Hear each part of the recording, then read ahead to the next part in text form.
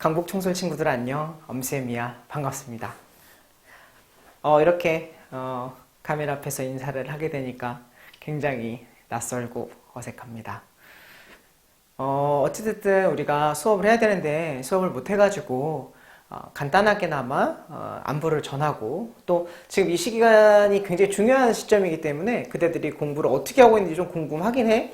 그래서 이렇게 공부하는 게 맞다라고 하는 좀 대략적인 가이드를 먼저 알려줄 거예요. 그 다음에 이제 수업은 앞으로 어떻게 진행하겠다라는 내용을 지금부터 영상을 하나 틀어드릴 건데요. 사실 이 영상은 내가 지난주에 휴강을 하지 않은 소수 반이 하나가 있어서 그 반에 앞으로 커리큘럼과 우리가 공부를 어떻게 해야 되는가에 대해서 쭉 이야기를 했던 내용을 그대로 따왔어요. 그게 훨씬 더 현장감이 있고 그대들도 나를 직접 만나는 것 같은 느낌이 들 것 같아서 그 내용을 갖고 왔는데, 사실 진도가 우리랑 조금 안 맞아. 거기는 이미 국내기 교재를 다 끝내고 문학으로 이제 첫 번째 시작하는 타이밍부터 우리가 휴원이 들어간 거고, 우리는 아직 국내기를 한 2회차 내지 3회차 정도를 더 해야 되잖아? 하지만 이게 이제 다음 주쯤에 이제 보강을 하고 나면은 아마 1, 2주 안에 대부분의 국내기가 끝나고 바로 한 주 정도 늦게 문학이 시작될 테니까 우리가 3, 4, 5, 6월 커리큘럼을 그대로 내가 미리 듣는다라는 생각을 하고 지금 이 시기에 어떤 공부를 하면 될지를 좀 잘 생각해서 지금의 공부 계획을 짰으면 좋겠어. 결론부터 말씀드리자면은 우리가 지금 공부를 진도 나가기 식의 공부를 하고 있는 것 같은데, 혼자서 독서에 취해서 공부를 하는 척 하긴 하지만 잘 안 되잖아. 사실 지금 진도 나가면 안 되고 오히려 되게 위기를 기회로 삼아서 겨울방학 동안 했던 모든 것들, 우리 윈터스쿨에 다니면서 혹은 학원 다니면서 했던 모든 것들을 재정리하고 내 것으로 만드는 시간을 가지면 지난 어떠한 선배들이 누렸던 혜택보다도 훨씬 더 크게 멀리 날아갈 수 있을 것 같아.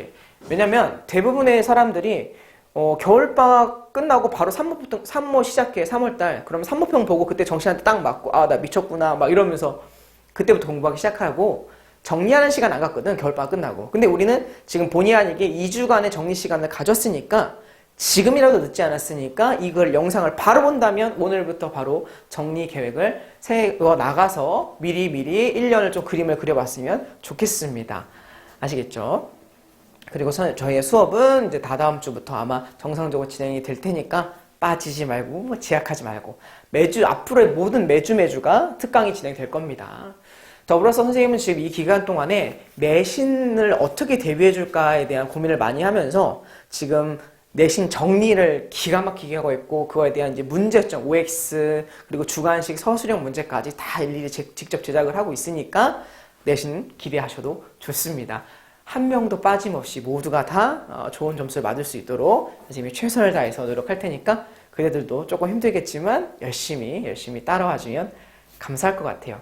지금부터 영상 잘 감상하시고, 영상에 앞으로 올해 수능이 어떻게 나올지에 대한 내용도 나오기 때문에 반드시 꼭 청취했으면 좋겠습니다. 선생님이 그대들에게 드리는 유일한 숙제가 있다면 그건 바로 아프지 않는 겁니다. 절대 어떠한 일이 있어도 몸과 마음 모두 아프지 않았으면 좋겠습니다. 우리는 다음에 웃는 모습으로 만났으면 좋겠어요. 지금까지 엄태욱이었습니다. 감사합니다. 어색해.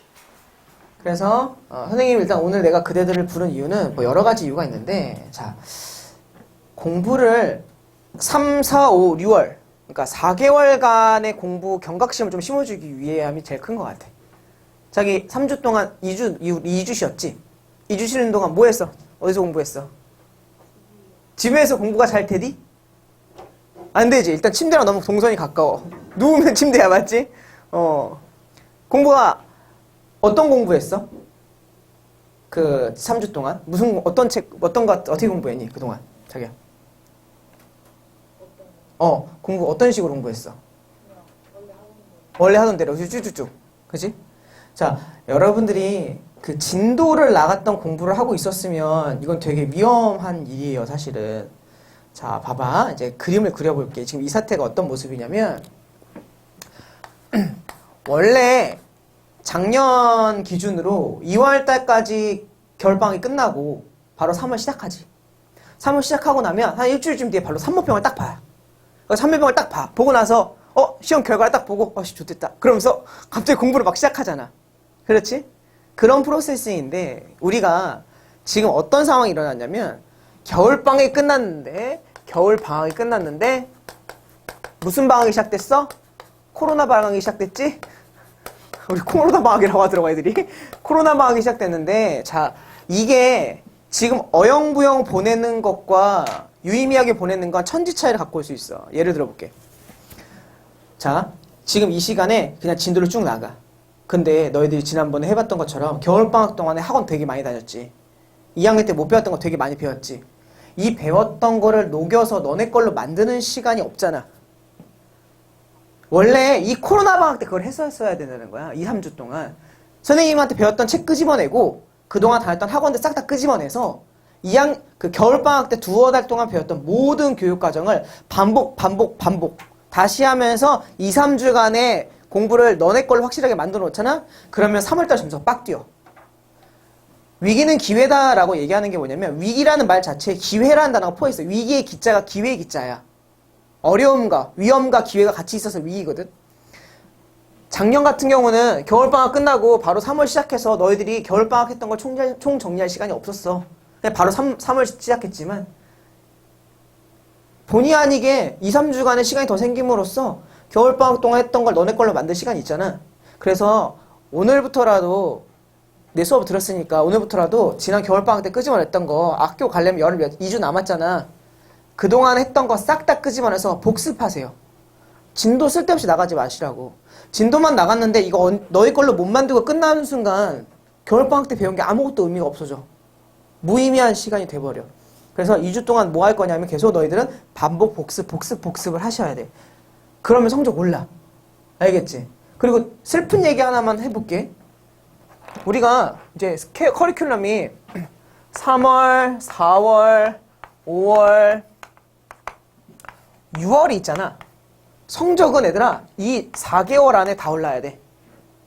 이걸 넘어가는 순간 성적은 안 올라. 이때부터 성적 올리는 시간 아니야. 그러니까 너희들에게 남은 시간은 고작 며칠? 120일.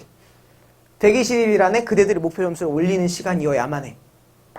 왜 그러냐면 볼게. 7월 보자.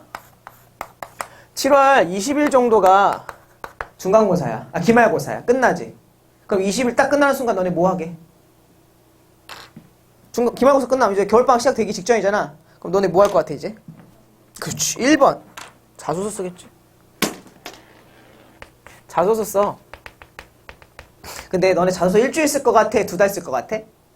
2달 써. 되게 안타까운 일이야. 자소서를 일주일 만에 끝내실 수 있어야 돼. 그러면 이때부터 7월 달부터 자소서 쓴다고 막 그때부터 사방팔방 돌아다니기 시작해. 두 번째 뭐 하는 줄 알아 너네?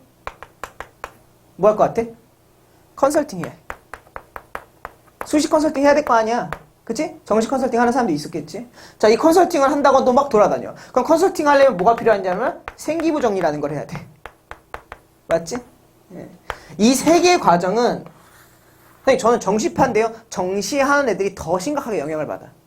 왜냐면 나는 정시파라고 해서 차라리 눈기 다 맞고 혼자 독서실에서 공부하면 되는데 학교 가면 친구들이 야 나 어디 쓸까? 나 한양대 전자공학과 쓸 거야. 그럼 나도 쓸까? 막 이지랄하고 있어. 친구가 한양대 전자공학과 쓰면 난 쓰면 안 돼. 그래야 붙지. 그치? 막 이러면서 서로가 막 심리적으로 막 다 혼합되어 있어가지고 공부 안 돼요. 자소서 7월부터 써서 원서 접수가 9월 초거든? 9월 초까지 자소서만 듣고 있어. 샤워하면서 자소서 못 쓰지. 1문단 아직 안 썼는데 1번 다 써놓고 2번 어떻게 쓰지? 3번 써놓고 다시 1번 다시 돌아가 다시 고치고 막 이러고 있어.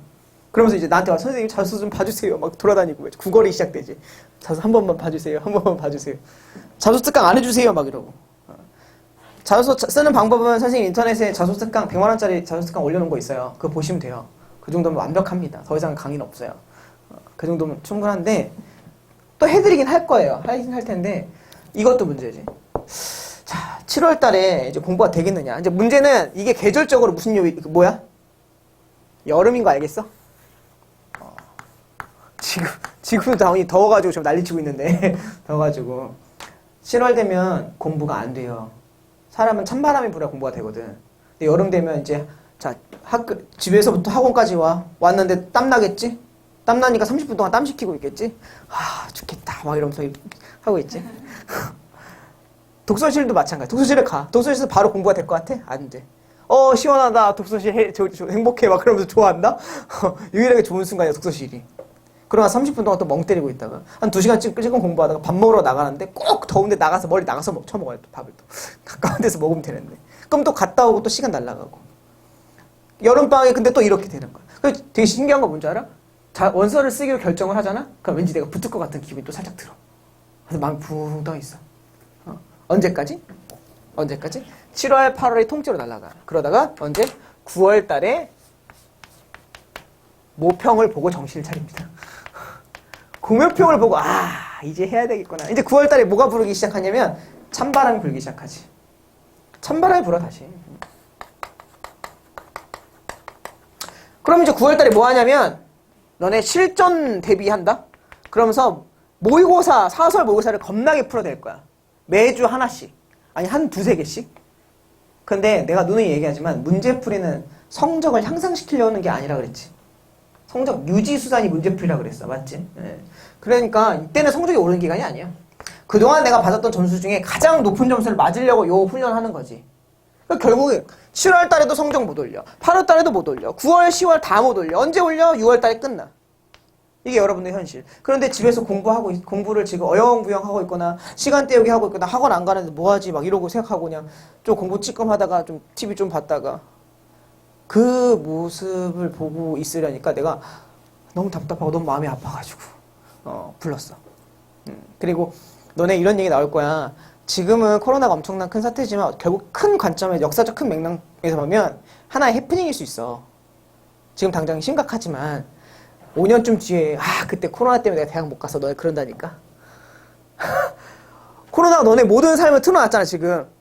괜히 내가 공부를 못한 건 코로나 때문인 것 같고, 그치, 학원 안 가서 내가 성적이 안 오는 것 같고, 학교를 못 가서 안 된 것 같은 느낌이 들고. 이게 언제 있었냐면 이런 비슷한 사태가 정반대지만 2002년 월드컵 때가 그랬어. 2002년 월드컵 때 우리나라 4강 갔지. 그때 고3 애들이 내 선배들이거든. 2살 많은 선배들이거든. 그러면 그 사람들이 나한테 한 소리가 지금도 만나면 내가 그때 월드컵만 아니었으면 서울대 갔다고. 월드컵만 아니었으면 내가 막 갔다고. 막 이런 지랄들 하고 있어요. 선생님은 월드컵 때 그때 몇 살이야? 내가 95년생이니까 8살 때니까 별 관련은 없었지만 어쨌든 그래요. 근데 여러분들은 시간이 10년쯤 지나서 선생님 나이쯤 됐을 때, 한 25쯤 됐을 때, 5년쯤 지났을 때, 코로나 그때 우리는 좀 저주받은 세대야 막 그랬을 거라. 근데 흐트러지면 안 된다. 코로나가 때문에 한 달씩 연기가 다 됐어도 그대들은 어쨌든 11월 달에 시험을 봐요. 수능이 연기돼도 2주 정도 연기될 거야. 그래서 언제 올려야 돼? 3, 4, 5, 6월 달에 점수 올린다는 생각하고 지금 진짜 열심히 하셔야 돼. 되게 긍정적인 얘기는 4개월만 열심히 하면 나머지 건 편하게 지내도 괜찮아. 이때 성적 다 올리는 거니까. 이제 나는 너희들에게 성적을 올리는 비밀과 비법을 강의를 해야 되겠지? 자, 가볼게. 성적은 어떻게 올릴 거냐?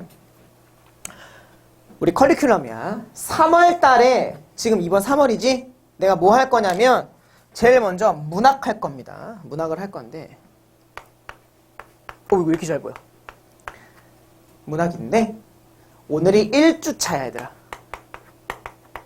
1주차에 내가 뭘 가르칠 거냐면, 얘들아, 현대시 가르칠 거야, 오늘.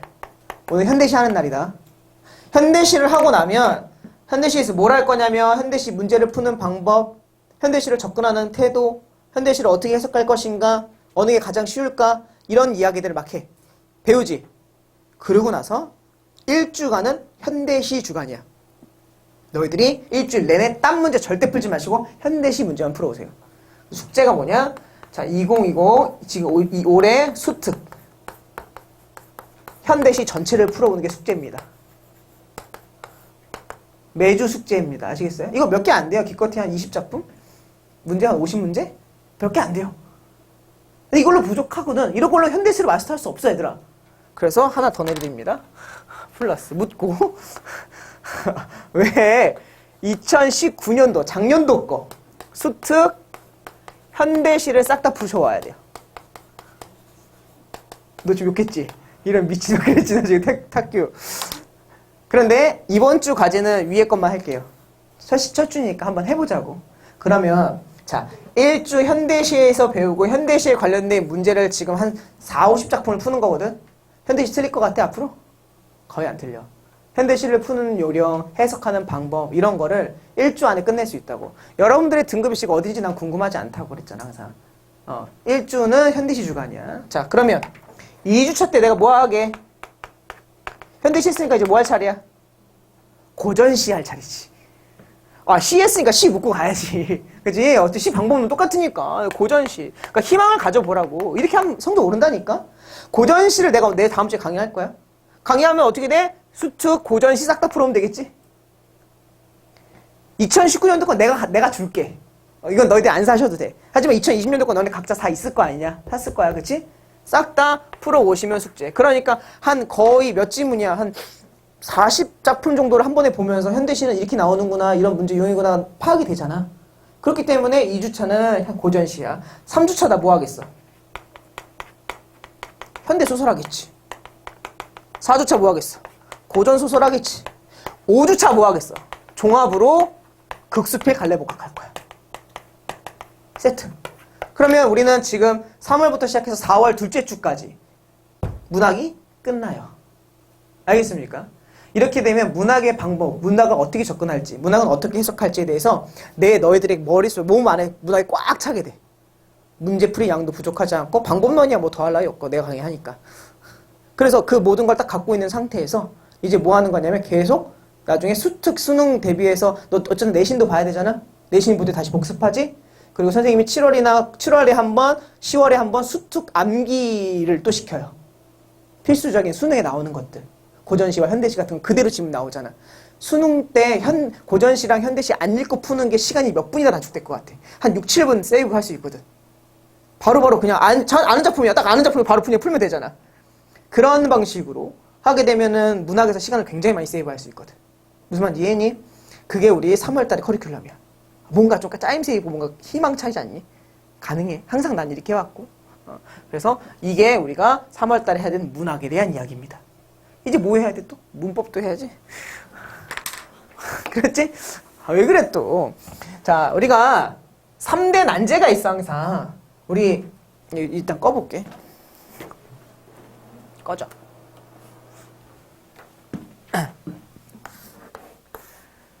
수능 3대 난제가 뭐냐면 첫 번째 문학이고요. 문학 중에서도 고전이지. 두 번째가 문법이고 세 번째가 비문학이지. 사실 비문학은 지난 겨울방학 때 많이 했지. 충분히 했다고 봐. 그 방법론 갖다가도 만점 받는데 별로 지장이 없는데 그렇다 치더라도 자 문학은 그래서 내가 언제 끝난다고 그랬어? 3월부터 4월 4초에 끝낸다 그랬지. 문법은 이제 뭐 할 거냐면 3월달에 얘들아 1단원만 강의할 거야. 앞으로 한 달 내내 1단원만 가르칠 거야. 그래서 내가 다음 주에 1단원 이론을 쫙 한다.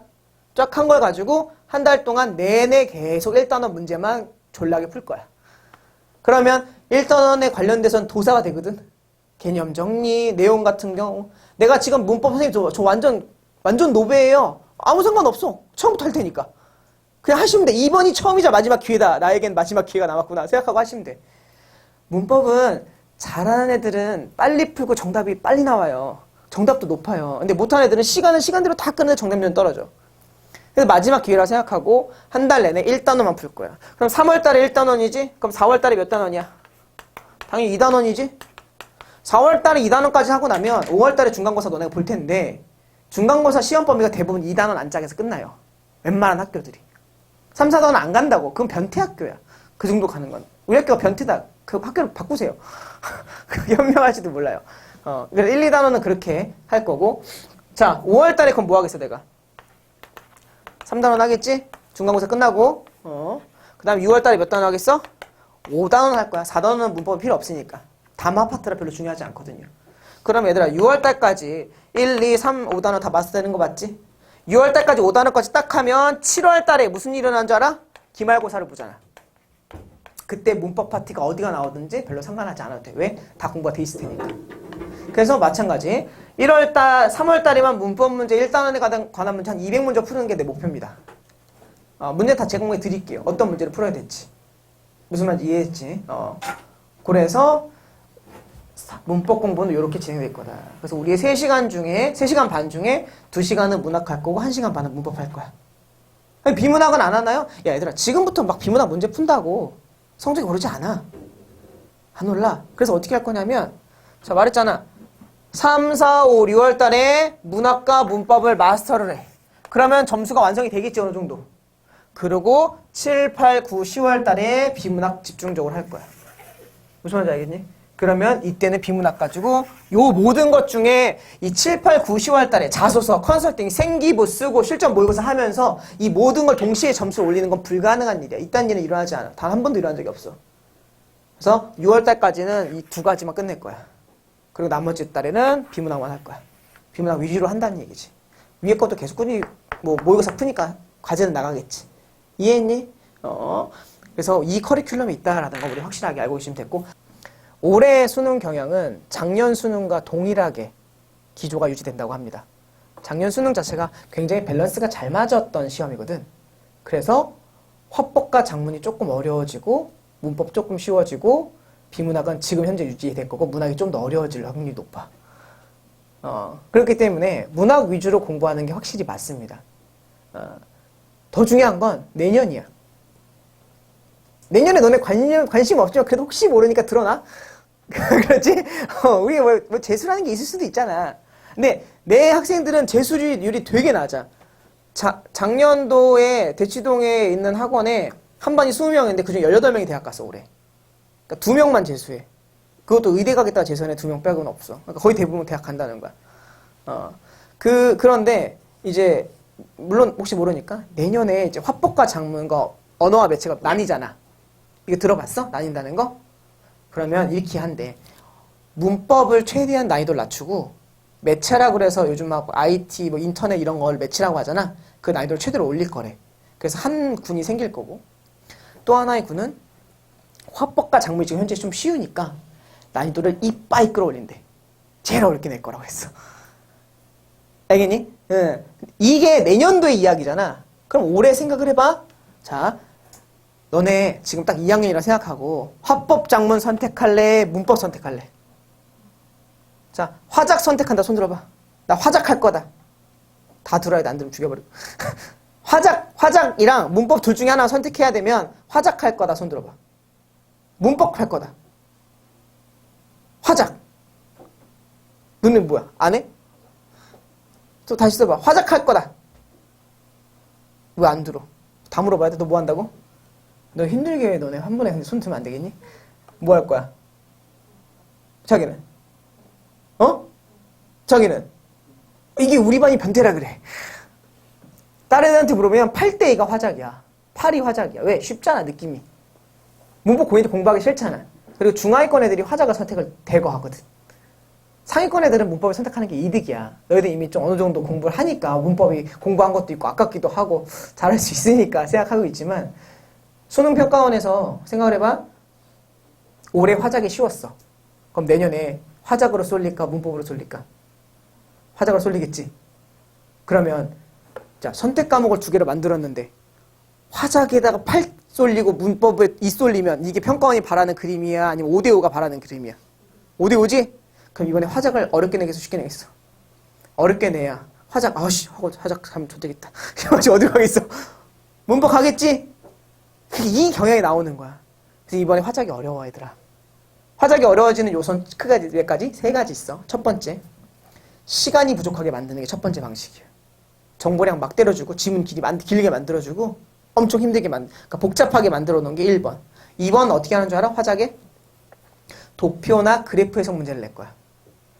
작년 너네 집에 가서 한번 풀어봐. 작년 6월 모의평가를 뽑아서 풀어보면 2번 문제랑 10번 문제가 있어. 그림이 있고 10번 문제는 그래프와 도표가 있어. 얘를 해석하는 문제가 화작으로 나와. 이거 미치는 거야, 사람. 이때 다 틀렸어, 애들이. 난이도가 이때 수준으로 나온다 그랬어.